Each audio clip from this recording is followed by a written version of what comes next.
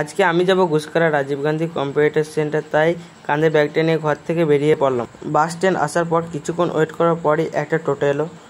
টোটোতে চেপে পড়লাম, তাড়াতাড়ি করে ঘুষকরা রওনা দিলাম। টোটো করে কিছুক্ষণ যাওয়ার পরই ঘুষকরা নিউটন এসে গেলাম। নিউটনের সামনে দেখি দুটো ট্রাফিক পুলিশ আইসক্রিম খাচ্ছে। তা দেখতে দেখতে ঘুষকরা বড় ব্রিজ পৌঁছে গেলাম। একটু যাওয়ার পরই দেখি উড়ি ভাই, এখানে আরও একটা নিউটন আছে। নিউটন অতিক্রম করতে করতে ঘুষকরা বাস স্ট্যান্ড চলে এলাম। তারপর একটু যাওয়ার পরই দেখি রাজীব গান্ধী কম্পিউটার সেন্টার সামনে। তা প্রবেশ করলাম রাজীব গান্ধী কম্পিউটার সেন্টারে। ক্লাসে গিয়ে দেখি সব মেশিনগুলো ফাঁকা। আমরা সবাই একটা একটা করে কম্পিউটার নিয়ে বসে পড়লাম এবং কাজও শুরু করে দিলাম। কিছুক্ষণ কাজ করার পরই ক্লাস থেকে বেরিয়ে পড়লাম বাড়ি যাবার উদ্দেশ্যে। 3 বন্ধু মিলে হেঁটে হেঁটে যাচ্ছিলাম ঘুষকরা বাস স্ট্যান্ড। তাই ভাবলাম আজ 3 জন মিলে একসঙ্গে আইসক্রিম খাবো।